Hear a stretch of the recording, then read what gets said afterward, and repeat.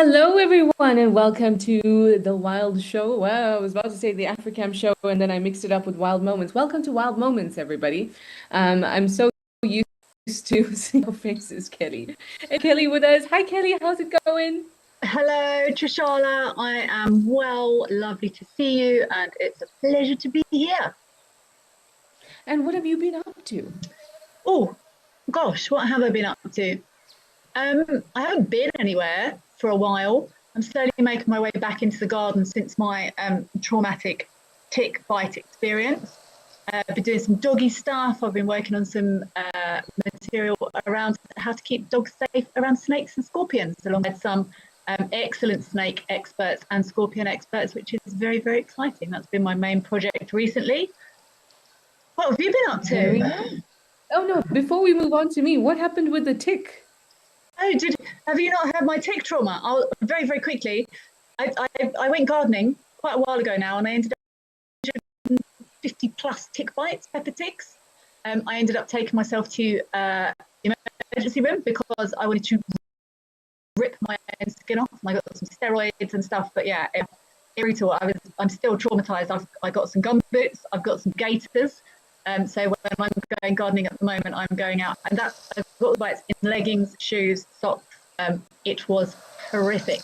I felt like a bit of a wimp. Well, I mean, but yeah, wearing Gumboots and gaiters is definitely dedication to your safety. Yeah, well, absolutely. But yeah, we're used to, I'm sure you are as well, Trish, 20 here or there. But when it gets up into that, it was not fun. So I haven't been out much. I've been too scared, if I'm honest. Oh, are you fine now though? I'm getting there. I'm slowly getting there. Yeah. I'm still going out to water the lawn wearing gumboots in 35 degrees, but we won't talk about that too much. It's weird. Oh, I'm so sorry to hear that. It somehow does ring a bell, but I definitely didn't hear about the intensity of it. Yeah, it was not fun. Yeah, well, even in the areas where we think, oh, it's not a big five area, there's lots of little things to be careful about in the bush. There wasn't even any grass. Well, there was when I got all those, but I picked ticks up walking on dirt. There's not even any grass, so I don't know where they're coming from. Oh, ticks these days, huh?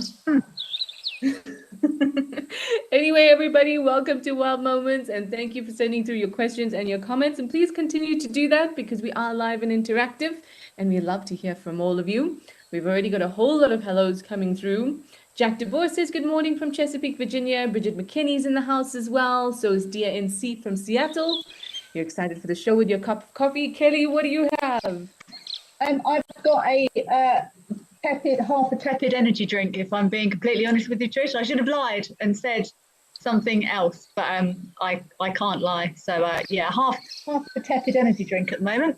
What have you got? I mean, I think if it was just an energy drink, fine. But now it's tepid. That's the worst kind of energy drink. I have 2 sips left of my sparkling water. Okay, that's far more nutritious, probably. It's cold though. You beat me on all counts. Beat you. Casper said, Go says, hello, Tia, and all you ready for the show while enjoying toast and coffee. Very nice. Jan Powers is here as well. Hi, Jan. Jen Lat says, oh, wow, that's a lot of tick bites. Yep. Yes, it was. I did not enjoy it. Yeah. I don't even want to imagine. I've only ever had maybe 3 on me. Yeah, but even up to sort of if we end up out there and we accidentally walk through a nest, we might pick up 20 or something. But yeah, it wasn't. Yeah, I'm still recovering. I'm still traumatized by the whole experience. I will tell you there was Kelly, when you were doing live shows and there's no sightings and you're struggling for content.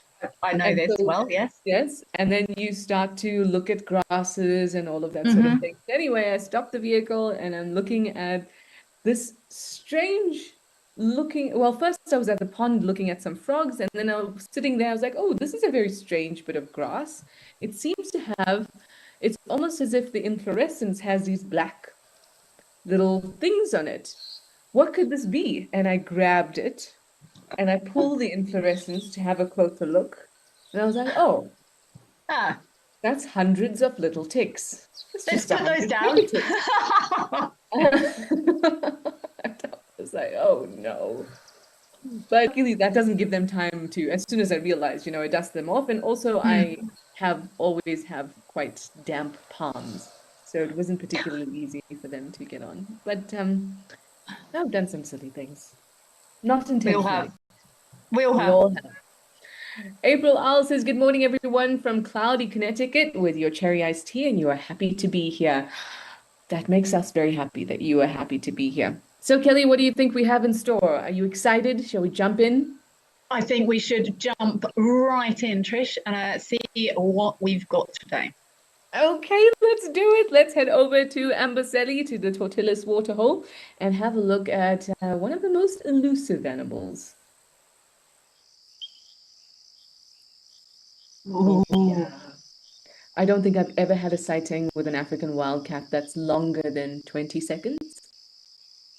We used to actually have one. We had a relaxed caracal, a relaxed serval. Did we have a relaxed? Oh, wow. What is that?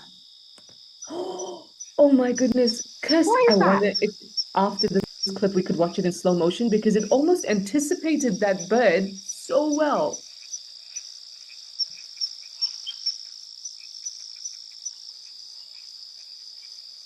No, it's not a nightjar. Is that a nightjar? Well, You actually, know, I thank can see goodness our they can't faces see our anymore, but faces. we've both got our noses pressed up against the screen. No, it looks like, is it a crake or something? It's got really big feet. Oh, yes. Yeah, yeah.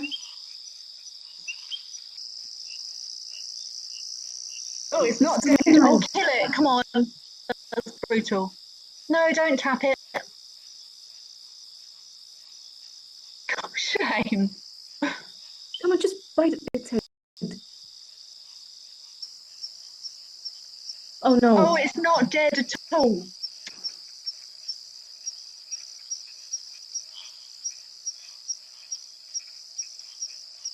But I suppose they do. Animals, that's part of the fun. It's incredibly rewarding for animals to do that. It's very enjoyable. So I guess that's where that comes from. But I can sort of understand that. Imagine you were just learning how to, I mean, I say this in the broadest sense. I don't expect people to choose violence, but imagine you're training to be an MMA fighter or something. That was And amazing. and Well, you just get it let's right. watch, There we go. watch, watch.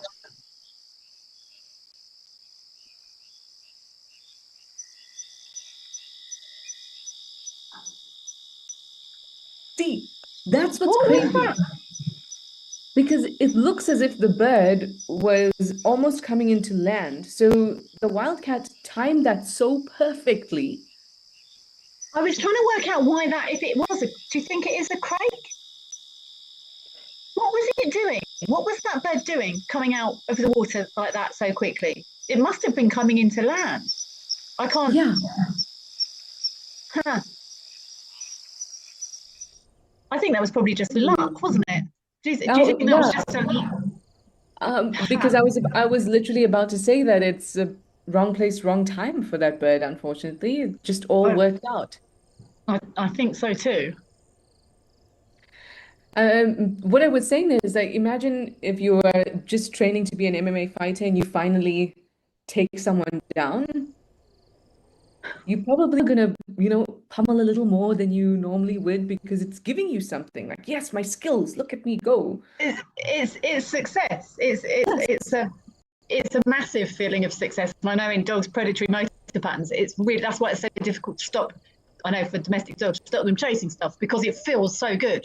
And I would imagine for a cat to do that and bat it around and stuff, it's really, really rewarding. It wouldn't be half as much fun if it just bit it and it was dead. So maybe it's partially intentional. Maybe. I mean, I think that when resources are poor, that's probably less of a contributing factor, whether I can play with my food or not. But if Mm. something just falls in your lap, opportunity Celebrate. is there. Yeah. Obviously, yes, Karu, that is very poor for the birdie. Really bad, just a bad situation for the bird. Wrong place, wrong time. And the African wildcat is incredibly skilled in that way, much like a domestic cat. Mindy was just saying, I would have so thought this was a domestic cat. And in fact, this is the domestic cat's. So recent DNA analysis. So previously, we had mostly thought that domestic cats were um, the part of the same lineage as European wildcats that would have originated in Cyprus or Mm-hmm. basically Fertile Crescent area. But mitochondrial DNA analysis has shown that most domestic cats in the world would have come from African wildcats. So it's no surprise that they look Mm. very, very similar. There are No, for some sure. differences though. Weight-wise, I think they're pretty similar. I mean, with domestic cats, it's hard. It's like domestic dogs, Like, can I say dogs are similar to wild dogs when I think a pug is not similar to a wild dog? No, well, we've made Yeah, everything so far removed. It's unrecognizable.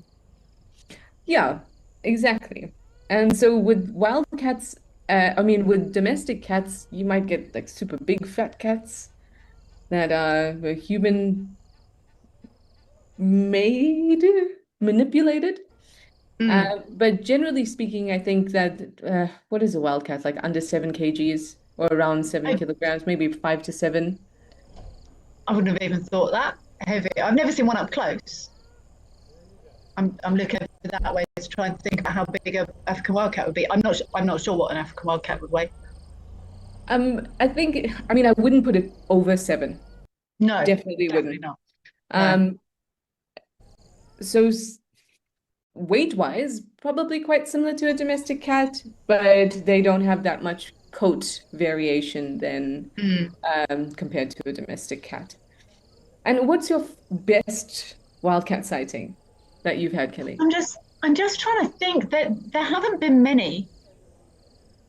Yeah. I would say it's probably Medicra. I'm just trying to think if I've ever. There, I, like I was, we used to have a relaxed caracal, a relaxed serval, and I'm just trying to think. One of the guiding team did photograph an African wildcat at the Tower Waterhole. Oh, that's what we're looking at right now. Yes, it's what made me think of it. But no, sightings are few and far between for sure. Yeah. I can say that my sightings, like I said, has been under 20 seconds. It's always been very, very, very quick. Mm. And it, that's the norm pretty much, unless Mm. people do have and they are because African wildcats and domestic cats can interbreed. So you do Mm. get these kind of half domesticated cats that you might have a longer sighting with, but then that's usually around urban areas as opposed to reserves, or a domestic cat gets into the reserve.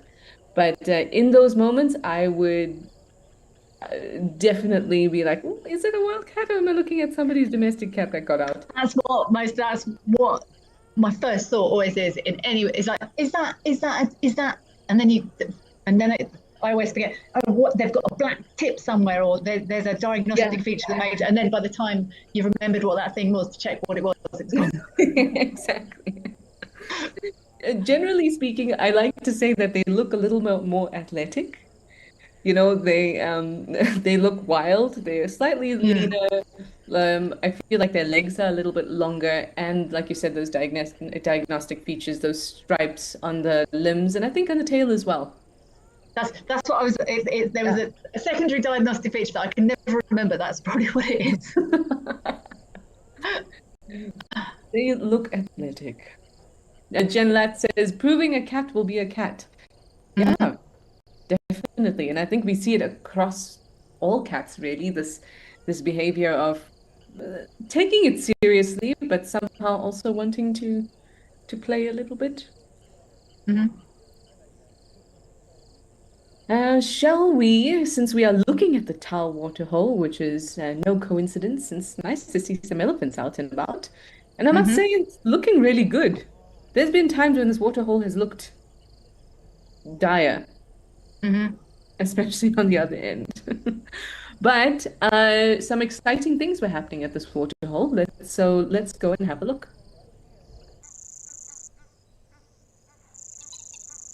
Ooh, Shame. That's not gonna. I don't feel like that's gonna. both parties feel very cautious here, or a little apprehensive about the water. Well, we know they're crocs here, so not unexpected. Oh look, everyone's. Yeah. I can always say everyone. Mr. Waterbuck, Mr. Look, Wildebeest, that water bug everyone is is like, here. not a chance. And that wildebeest is check. Oh, Wow, look at that. They've seen them off. that's like teamwork right there. Waterbuck pushes the wild dog towards the wildebeest, and the wildebeest goes. I don't know how this is gonna. I've watched African Shame. Oh, I've watched wild dogs chase kudu and water bug into this water and kill them before into this exact water hole. But this doesn't look. I don't know how that's going to end. Yeah, I have no idea because it's almost a little half-hearted from both parties. Okay, now we're getting a bit more serious.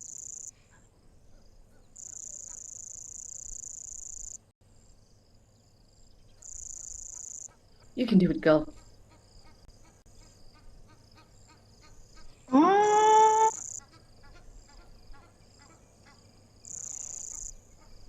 Whenever I see antelope moving into the water to escape predators, I think this is a smart move, but then they're a sitting duck. This is not very nice Ooh, water. ooh, ooh. There comes the croc we mentioned.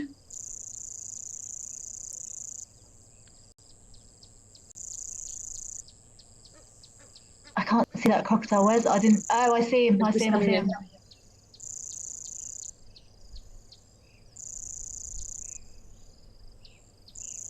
I do really like African wild dogs, but in this particular scenario, I'm kind of hoping the waterbuck and the wildebeest. I like the symbiosis of it, or something. The teamwork in here with the waterbuck and the wildebeest and the kudu. I find that fascinating. Yeah. I suppose that's, when you have a common enemy, Okay. And I feel like that wildebeest looking back at that kudu. and Tess says they could have made it.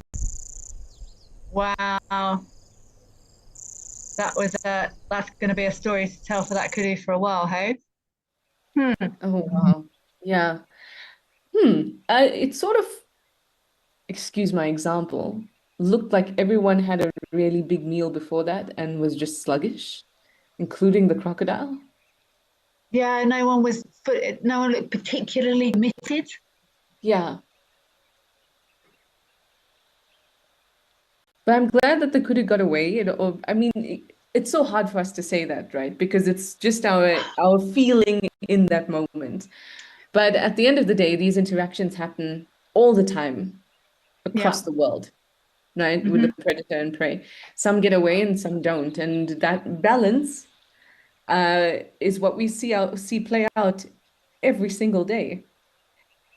And so I it's think I'm hard to getting more and choose. more accustomed to I feel what I feel and I'm happy to share it now. I don't really care Yeah. if it's not politically correct to say, yay, kudu in the water park. That's how I feel. And I think that was fascinating watching kudu wildebeest and waterbuck not exactly banned against, but I just find that really, really interesting. And I'm glad the wild dogs didn't kill the kudu. Sorry, that's how I feel on this occasion. But I don't know. It might feel different another day, but that's how that made me feel today. but that's exactly it, is that the sighting itself is a subjective thing. What Yes. happens, happens, obviously. Yeah. I mean, for us is a subjective thing, but objectively, the way it plays out is the way it plays out. There's Yeah. no emotion, attached to it. But then when we watch the sighting, maybe there's a day we watch some wild dogs go after an impala or something, and we know that we've been sitting at the wild dog den and they have these puppies, and then suddenly you're thinking Yeah. differently. It makes you feel how it makes you feel. Yeah, but that's also the enriching part of watching sightings, and particularly watching similar groups in similar places, is that you get to know the backstory Hmm. of all these animals, and you get to feel different things. And somehow I feel like that makes me a better person, seeing these sides. I know what you mean. It's rounded. It's not Yes. educated, emotionally educated, emotionally Yeah. rounded. Yeah. Exactly. Exactly. Darkmane Lover is around as well. You say you love wild dogs. We love them too, but we love everything. April Owl, so you were asking about the elephant that we saw at the Tau waterhole just in between our clips. You said there was a swelling on the back of the elephant's leg. I did see that as well. What could it have been? Did you see it, Kelly? It kind of looked I like a, did. I think it's. I used to know what that was. I think she's a regular female there. Is it diagnosed as a cyst or something? I can't remember. But I'm sure that elephant has been there before, and I'm sure we've spoken about we've mused that lump before, and I'm sure it just kept. I'm not even going to guess, but we've had this discussion before. I can't remember what the outcome was, but I think she's been around for a while, if my memory serves me correctly. because my gut reaction when I saw that was that it's some kind of liquid filled thing. It didn't look, again, I don't know how I can tell this, but it didn't look hard. Mm. It looked Uh, cysty or yeah, I think, but I'm sure she's been around a while. That female. mm. And it also happened to be quite close to the joint. So that would Mhm. also tell me that maybe some swelling or liquid filled cyst or something like that. Nothing that is inherently life-threatening, as No, far as I I can tell. agree. Shall we go on to the next one? Oh, Yes, let. this will be interesting. We are looking at Tembe. So let's go check out what happened between a porcupine and a lion pride. Ooh, Ooh.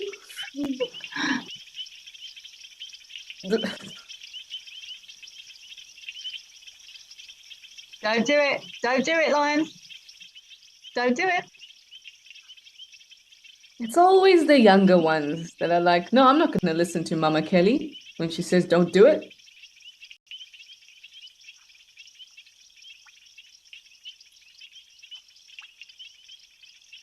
Very difficult for cats not to bat things, though, as we saw in that bird clip. They're like desperate. Is that a small porcupine, or am I imagining it? Yes. No, it is quite small. I mean, if these lionesses could move out of the way, then we'd have a good look. No, it's just been confirmed. It's a baby porcupine. I thought Oh so. no.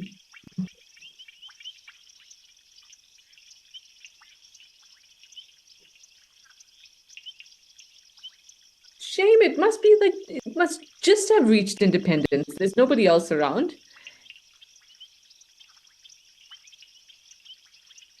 Oh, that's what happens. Nature's clever, though. Hey, how has nature designed this tiny little thing? That's an entire pride of lions. No, backing away. A tiny baby rodent defeated the whole pride of lions.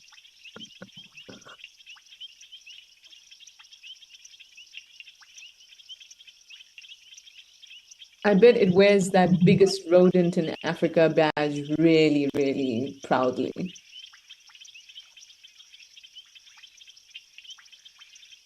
Did you see how you can see there's a little game path towards where like to the right of this lion. There's a little Yes. game path that the adults were using. And the porcupine was in there and the adults sort of like scooted past it. You know, like when you see a snake on the path and you just kind of go, Ooh. yeah. And then you immediately, oh my goodness, you just fended off an entire pride. It's amazing. It's nature's very, very clever. That is crazy. Oh, Brilliant design. and just a little porcupine. Shame. Just a baby. I wonder what those. So for me, the lionesses definitely knew the danger, knew they don't need to interact with this thing. It's a very small reward for a very high risk. But Hmm. those youngsters, there were a few, it looked like there were two quite small ones, and then they looked like they might have been two sub-adults as well. But I thought that the sub-adults might follow the lionesses, or maybe sub-adults is a bit of a stretch. They were a little bit younger than that, but they adolescents. But they were having a go at it. Curiosity? We know what curiosity did, don't we, Trish? We do, but we also Not know today. that satisfaction brought it back, which is the full quote. We no, I can't say I've seen lions actually with porcupine quills in them. I have seen plenty of leopards though with porcupine quills in them.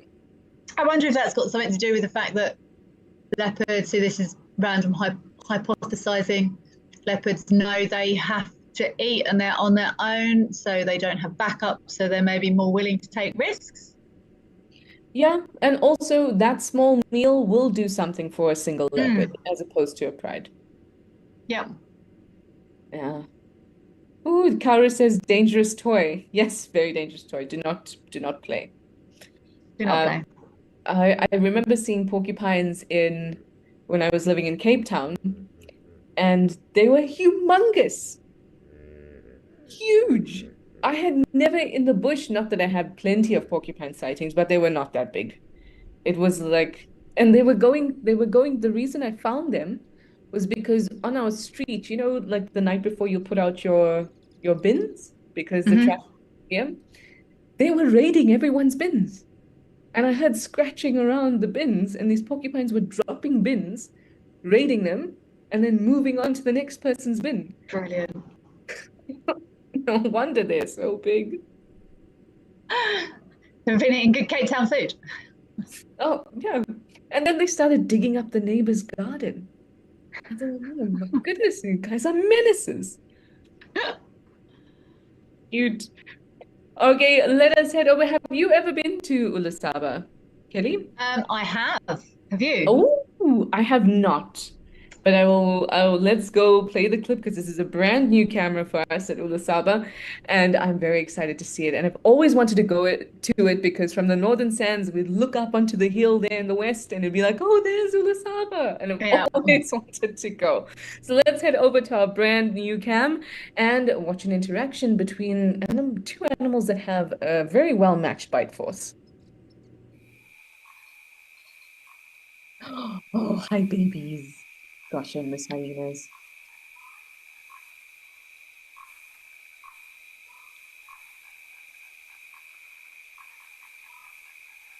That small hippo. Is there something wrong with my eyes, or is everything small today?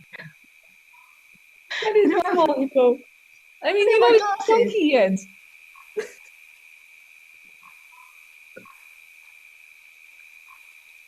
So Where's I mum think hippo? I I mean I'm not sure if it's baby. Let's see. Oh no, this is But see, if this is what I struggle with. If that hippo wasn't standing next to those hyena, I'd have no idea how big it was. I couldn't tell you that yeah. was a baby hippo. I've got it so wrong so many times. But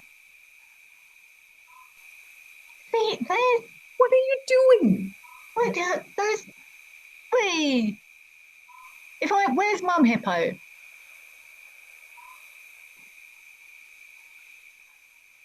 If I was mum hippo, I'd be going, give that a skip. Yeah, come back. Oh, maybe she just did that. Maybe she did. Oh, no, back for more.